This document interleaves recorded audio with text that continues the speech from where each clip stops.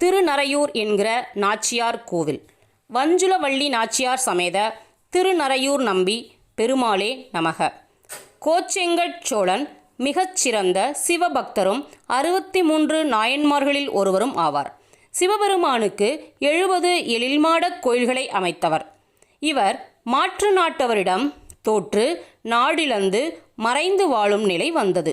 முனிவர்களின் கூற்றுப்படி திருநறையூர் பெருமாளை வணங்கி அவரிடம் இருந்த வாளை பெற்று அவ்வாளினை கொண்டு போர் புரிந்து வெற்றி பெற்றார். அதற்கு பின் பெருமாளுக்கு பிரம்மாண்ட கோயிலை கட்டினார் என்பதற்கு கல்வெட்டுக்கள் மற்றும் திருமங்கை ஆழ்வாரின் பாசுரங்களும் சான்றாக விளங்குகின்றன.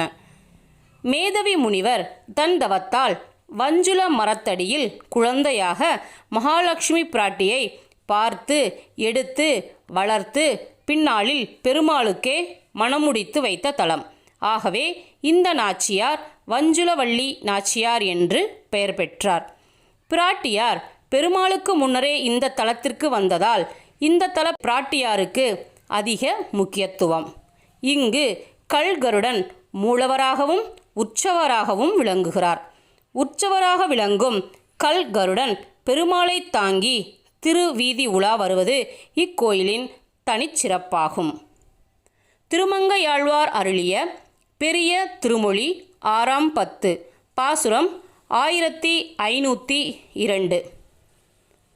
அன்று உலகம் மூன்றினையும் அளந்து வேறு ஓர் அரி உருஆய் இரணியனது ஆகம் கீண்டு வென்று அவனை விண் உலகில் செல உய்தார்க்கு விருந்தாவீர் மேலெழுந்து விலங்கல் வாய்ந்து பொன் சிதறி மணி கொணர்ந்து கரைமேல் சிந்தி புலம் பறந்து நிலம் பறக்கும் பொன்னிநாடன் தென்தமிழன் வட புலக்கோன் சோழன் சேர்ந்த திருநறையூர் மணிமாடம் சேர்மின்களே.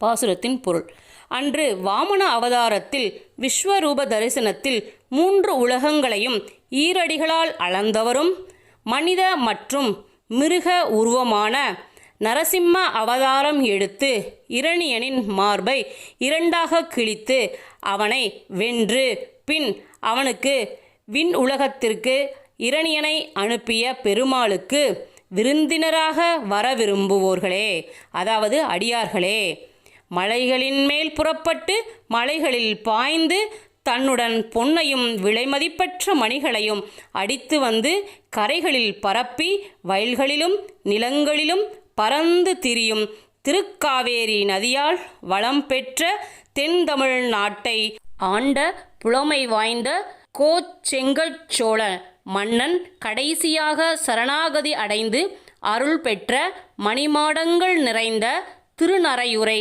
நீங்களும் சேர்ந்து வந்து அடைந்து அருள் பெறுவீர்களாக என குறிப்பிடுகிறார் திருமங்கை ஆழ்வார்.